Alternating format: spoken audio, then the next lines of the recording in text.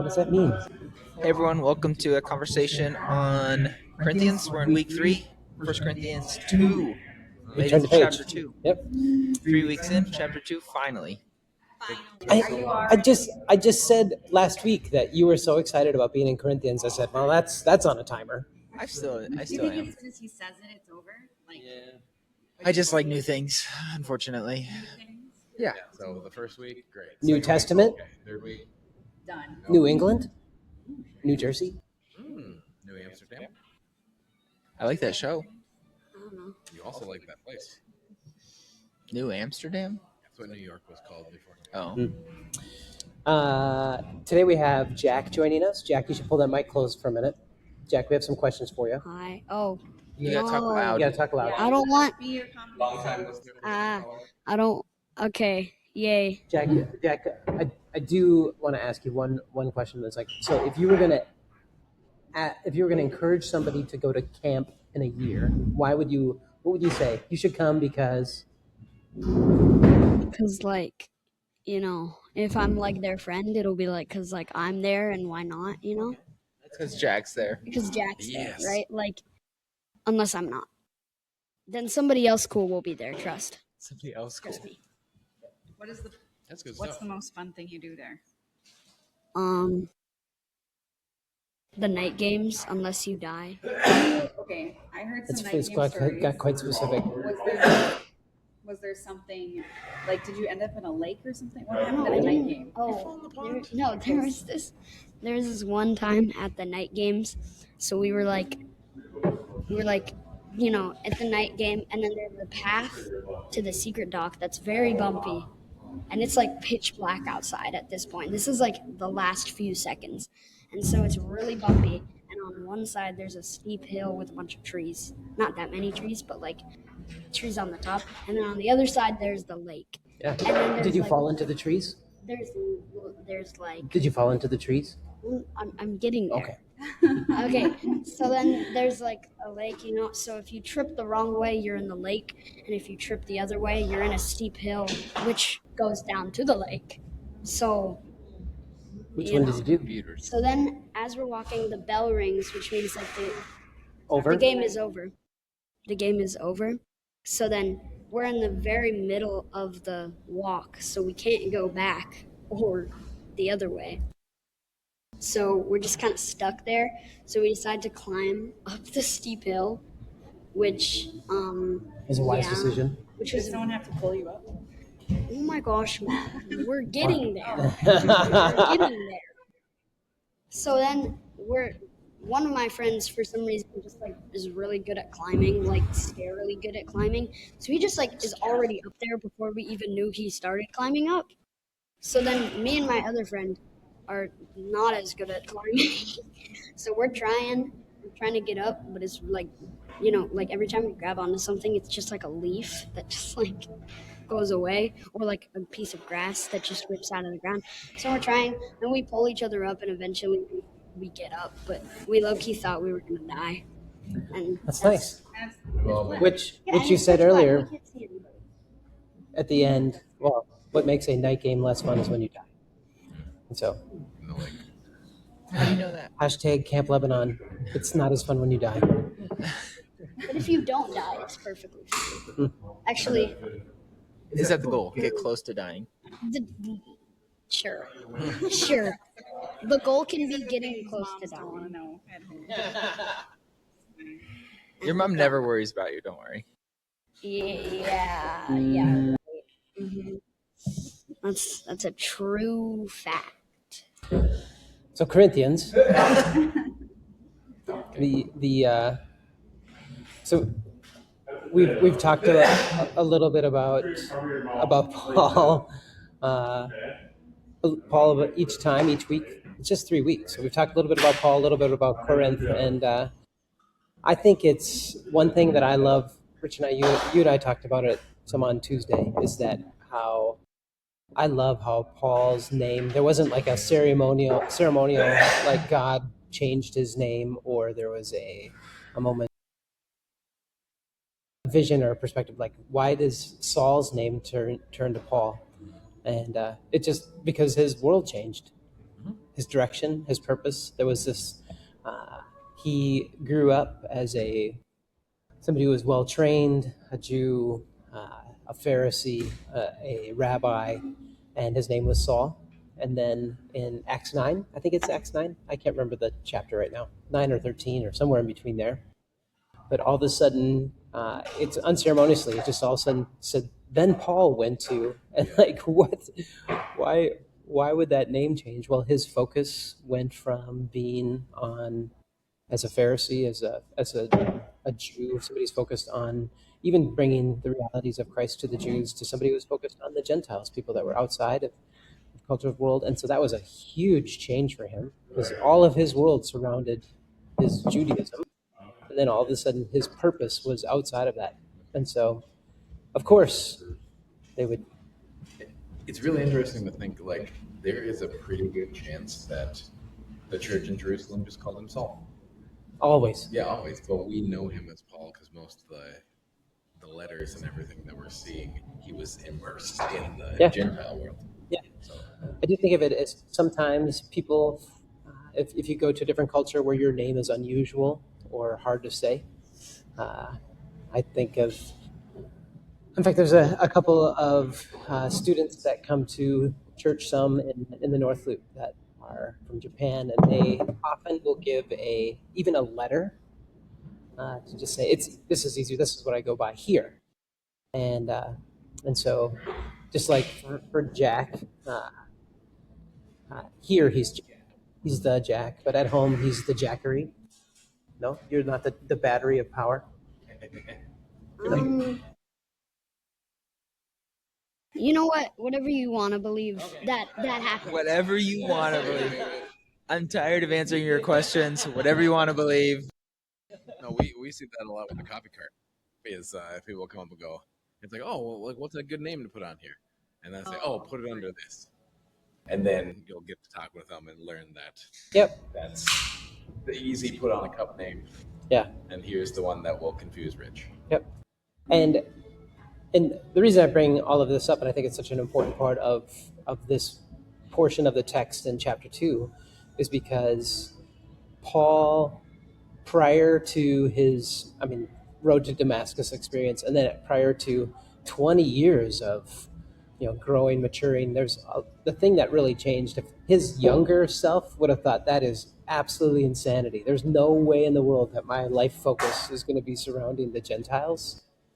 And then because of the changes and because of the Spirit working in him, this was his passion. He surrendered his entire life to these 4 missionary journeys, and then actually literally surrendered his life to the cause of Christ. And so, but it's what a difference. It's big change in life. Is I don't know. Do you think?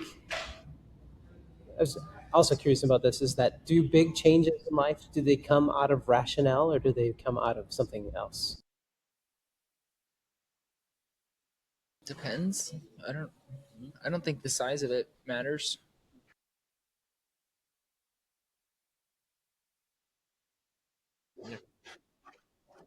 Depends on the change. Sometimes it's irrational or comes out of I have these things and now I'm going to make a change. And sometimes it's out of necessity. I feel like big changes, like they are. I feel like big changes are either intentional or like you don't have a choice. Like I don't know. It doesn't. I don't know. I don't know if you're rational, but I just feel like it's what happens. Yeah, Paul is so repeatedly in Corinthians, but really, I just was realizing this week is that he writes a lot about how the Spirit of God, the Holy Spirit, these things, the Spirit, not these things, this thing is like absolutely crucial in insight, in connection to God, in belief and faith and these things. And I ask about the rationales because I feel like a lot of times, not others, I feel like I can be like, does this aspect of my faith make sense? And I can lean on myself as opposed to seeking the Spirit's insight more, and yeah, I feel like that comes to an impasse over and over.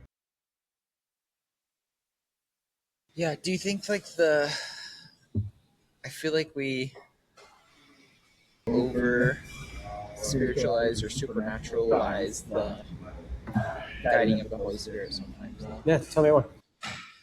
Like sometimes it's not some crazy moment or something that like drastically changes everything. Sometimes it's just like wisdom and logic that makes sense. Like Yeah. I think God operates in that maybe more than he does like speaking out loud moment. Yeah. Well, I think my personal perspective is that uh, this is dated. Nobody will get it. But Gorman, thank you for being here. And Bundy, you're older than me, so. But I think of like it's easy to think of like a Holy Spirit led thing or Spirit led thing as like the moment in the movie Ghost where Whoopi jumps into the person, whatever. And I don't think what Paul is talking about is like it's not a possession, it's not a manipulating. I feel like the insight, the perspective of this Holy Spirit is going to be it's quiet, it's subtle, but also uh, I've felt like I've been asked even just recently in some conversations like why can you be okay with faith in this thing that you don't it's hard to have you have a lot of questions about. And I really feel like with honesty, it's like I don't know, I rest in it, and I feel like that resting in my faith is a spirit thing, not a I just gave up thing, and so then to explain that was even more complex. But I do feel like there's a resting in the insight that is indwelling in us. I think in the next chapter it talks a bit about like in this it's like the Spirit is with us and we have the Spirit and your mind is renewed and all these things. But in the next chapter there's all this conversation about division and quarreling and all these things. And so there is this moment where Paul is like, you know these things, you have the Spirit in you, but you're not living like it. So it shows, I feel like it shows that there can't be this manipulation. There's still choice in how Yeah. we grow and change. And I don't feel like I fully understand it. Like it feels difficult to comprehend because in my head, what I do think is the Whoopi moment where Whoopi is like, you're just suddenly a new person. Because Yeah. I mean, if you don't know ghosts, this makes no sense to you. but yeah, it's over your head. But I feel like I don't know. It's hard to understand. I feel, and maybe it is even the word spirit that makes it kind of confusing. But Yeah. I like Greg, you had some good perspective on this week. Is that the fruit of the Spirit? It's like Paul in Galatians 5. He says that life without the Spirit is obvious, which is a strong statement. And then he gives a list of rough things, and then he says, but also another thing that's obvious is life in the Spirit or the fruit of the Spirit. And then he says these things: love, joy, peace, forbearance, kindness, goodness, faithfulness, gentleness, and self-control. But you know, uh, is it possible? Is it possible without the Spirit to live these things beyond? I think you have to define without. I think, and this may be, I think my belief on this has shifted a little bit, and it's a little bit maybe unorthodox from what's traditionally taught. But I do think God's Spirit works in people who don't have like growing relationship with Him. So like I do think there can be, like I do think God can work through people that are would say they believe in Him. So I do think fruits of the Spirit can be visible in people that. Yeah. And I think it's a testament not to people, but a testament to God at work. But I think when you do like a culmination of someone's life, or it's better self when you're reflecting on yourself. Like, has my past produced good fruit? Yeah. Is that God's grace working in me through that? I think it's I don't know. I think it's pretty harmful if you are trying to measure other people's fruit all the time. Yeah. Yep. Yeah. And that's where, Like, should I spend time with this person? Well, I don't know. They didn't make good fruit. yeah. I don't know if that's how that's supposed to work. No. Well, Paul, again, in Galatians, he says, right after talking about the fruit of the Spirit, he says, goes right into like next words, is that if you see somebody that's really struggling, you should, led by the Spirit, living in the Spirit, you should gently restore them. And so it's not a moment of like, you don't have it, so you're out, but rather the point of being led or empowered, having this son and daughtership of being of Christ by the Spirit is to help others. And if it's, I mean, that's what the fruit of the Spirit are, is to help others, not to stand up or jump on or push down other people. And I think sometimes that can be temptation. Yeah, I mean, it's like, even like we talk about, not necessarily fruits of the Spirit, but gifts of the Spirit they're only about edifying or building yourself up, then that's a pretty big red flag for me. Yeah. Like, I do this thing so that I'm like, oh, I don't know if that's Yep. that's what you think it is. I mean, Yep. that's directly contrary to Jesus' last commissioning. Yeah. Because I've got authority, now you've got authority. Go over here. I just think there's like an important piece of developing our own character, though. Like, I think there is an internal piece where we have to go, okay, I have to grow. I have to grow up a little bit. I have to change so that I can do these things better. Like, Yeah. so I feel like it's not about me, and yet it's not about me. Like, in the sense, I have to grow up. I have to change. Double neg. I know. I love it. Well, Jesus talks about, again, with the verbiage of the Spirit, in John 15, he talks about, that vine branches, you have to remain connected. And I think that's in that passage, Jesus talks about the pruning. Yeah. And I think that personally being refined by what is cut off, but also personally being refined by our connection, our connection to the vine, which is, again, the Spirit. And so, again, it's not passive. No. I think that sometimes, I don't know, I think we can even some degree idolize somebody who like doesn't even have to think about it in other things. Like, it's amazing. You have this skill. You don't even think about it. You just do it. But I think that often those moments we completely neglect. We don't idolize or give reverence to the endless effort and repetition and practice of that. And so athletics are so easy for me to visualize in that, is that when I think of disc golf, and that when somebody does it thoughtlessly, didn't just happen.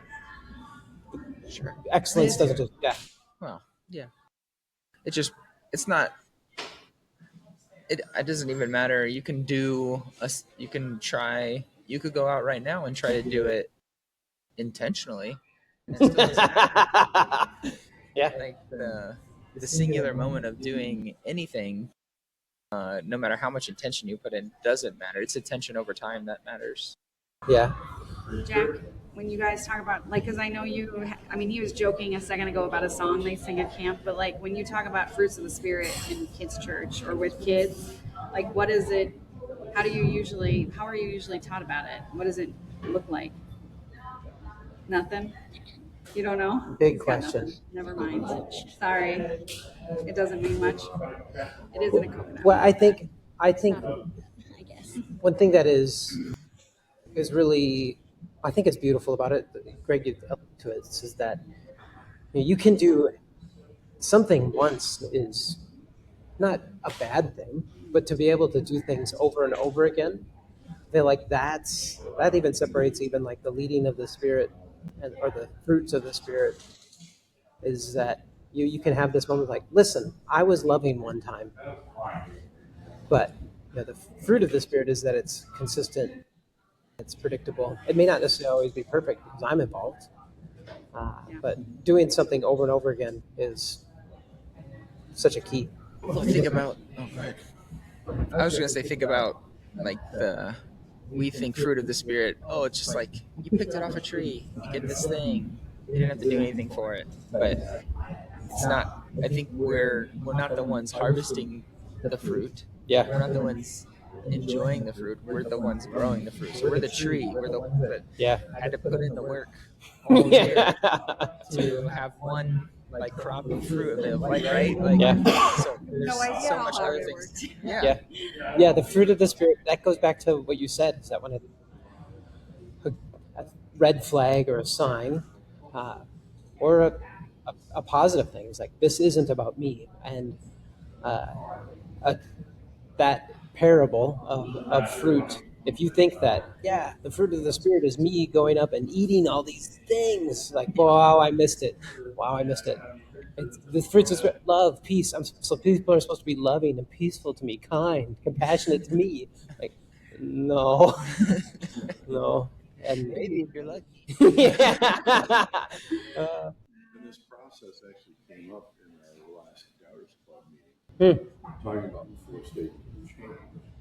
First being unconscious incompetence, then That's a good- conscious incompetence, moving to conscious competence, and then unconscious competence. Yeah. So you don't even realize you're incompetent. When you realize how to become competent, and then it becomes so ingrained. Yeah. You become Yeah. and you don't have to think about it. Yeah. And a lot of times we look at that conscious competence or unconscious competence and go, oh, this is Yep. no. But that's the, like, I feel like such a hollow phrase can be when somebody says, or you're desiring to be Spirit led, and that can be a facade or an excuse or whatever. It can be a lot of negative things, but I feel like, man, I really, to its core, I really want that. I want that for other people, and that's Paul is going to the church in Corinth, and he goes, "Wow." But he's saying that it's very easy to think that he's writing to the bad people of the community, but he's writing to their leaders. So it's a little intense to think about. Paul doesn't win any tact awards. He's very direct, and he goes, again, this being a follower of Christ, this following the way. It seems like foolishness if the Spirit isn't leading you. If you're trying to just rest on your wisdom and your insight and your perspective and your greatness and who you followed initially and who you're listening to, the message of the cross is deeply going to be foolishness. But to be Spirit-led, it's going to change how you act and how you be who you are. And man, I want to walk in that. I want to refine that skill. And like Church in Corinth, and like you talked about, is that it's very easy to unconsciously go, it just doesn't make sense, or I just don't really believe it, or it doesn't impact me. And those are all unconsciously me going, I'm not being Spirit-led in this. Richard? Is that it? I don't know. I think it just every time comes back to the ambulance principle. Let's go. You have to explain that every time you say it. But It's such a stupid name. Say be and then do. Oh, yes, you do have to explain that. Yeah. Keep going. Well, Impersonate. Still, nobody understands what What I is- understand. Let's hear it. Okay, explain it to us. So, no. You got So what does an ambulance sound like in the UK? Oh no, he knows. We taught this. Be do. Yes. What if you do a affects your actions, which then affects who you are, and then it keeps going back and forth until, I mean, it's literally what you talked about, until you are unconsciously competent in something because you've been doing the thing that then affects who you are, that then are what you be, and then doing the thing and affects it, and then eventually start living it. And I think that if we look at the spirit and strive to be like that, and the spirit is helping, and we're like, oh, that's a spirit thing, like, and recognizing that, eventually we're just being led. There it is. Yeah. Good. Good. See you next week.